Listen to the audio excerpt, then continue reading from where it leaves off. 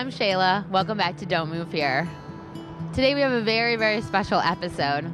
Isaac Brock, who's the leader of Modest Mouse and the founder of Glacial Pace Recordings, is inviting us into his awesome house to talk about why he started his record label, why he lives in Portland, and to tell us what not to do during home renovations. Hi, Hey, Isaac. lady, how are you doing? I'm doing good. Good. Thanks so much for letting Yeah. us come in. Ah, Oh, your house is beautiful. I know. How did you get so Thank into? How did you get so into animals? Kind of accidentally. I was at a flea market in Belgium, and saw that dude. Which guy? Old taxidermy little guy. He's cute. His name's Frizzle Frets. I actually tried taking him on the plane, but I was pretty self-conscious at that point about the fact that I had an animal carcass. There's something I still hadn't quite decided that was okay, but I loved him. And I already started doing the validating thing where it's like, well, it's been dead for ages. No one killed it for me. And he's so cute. And that's how I got into it. And then I just kind of started finding other dudes. This guy's like a late 1800s penguin. He had a friend that came with him that I gave my friend Paul. At the time when I moved in here, kind of had stopped buying vinyl for a while. I have no idea why, but I made a library thing. I always wanted to have a library with the sliding ladder and Right. and all sorts of oddities and shit, but this'll do. Kitchen. This room used to have this kind of brown, what do you call it? People who love Pottery Barn would have loved the kitchen. Then me and my friend James smashed the entire floor with a bowling ball, which was fun. We almost actually, because we weren't thinking straight. The next day I went downstairs and the beams right around here had started cracking and bowing. And so there was a good chance that we were going to end up in a lot of pain in the basement if we kept going. But removed all that and then put this thing down and got a tin roof because I don't know, I like those old bars with tin roofs. Who's this guy on the landing? I haven't come up with a good name for him. Where did you find him? At a taxidermy shop here in Portland that someone had them stuff it and then never showed up for it. Also not killed for me. You're just recycling.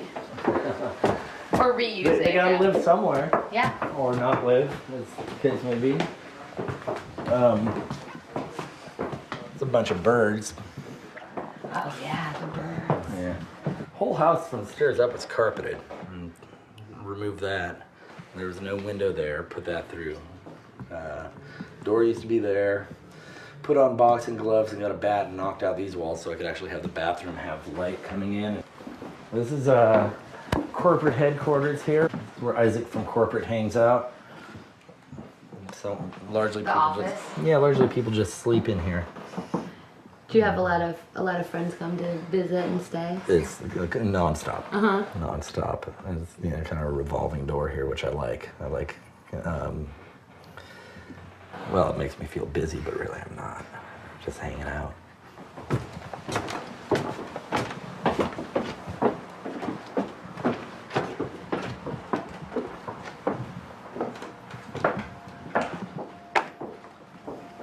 This is a practice / recording space. Oh, there's my old manager, Rick Ferrari. He's a gentleman's gentleman. Did you ever think, when you started doing music, that you would get to live in a dope house like this? No, I didn't really plan for anything. It's lucky it worked out that way because I would have been fucked.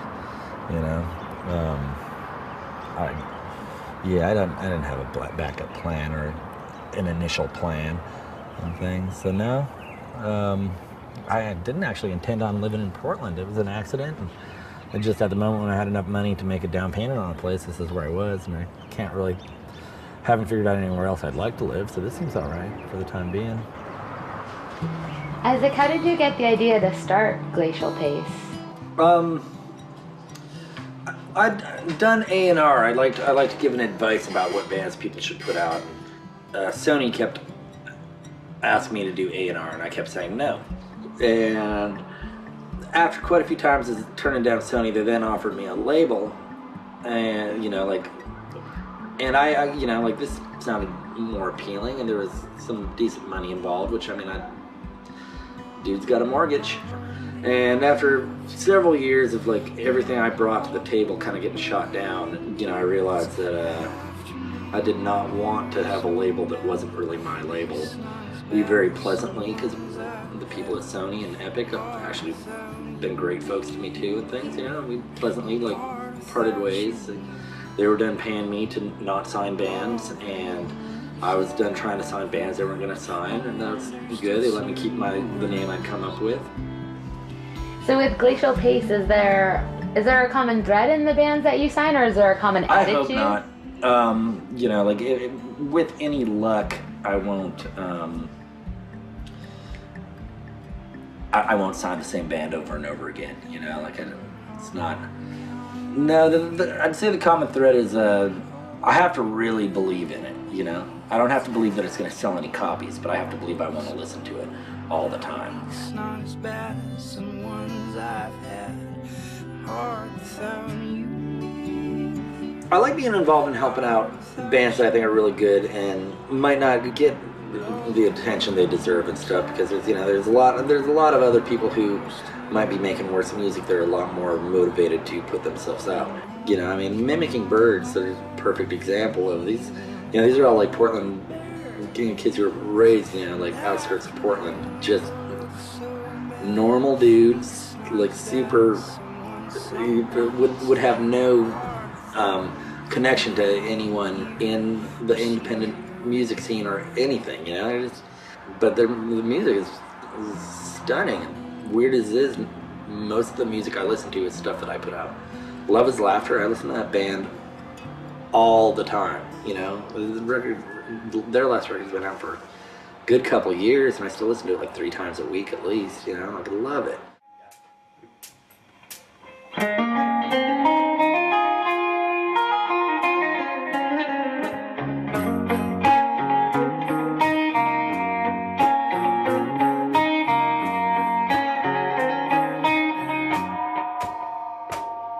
Well, it's all the same.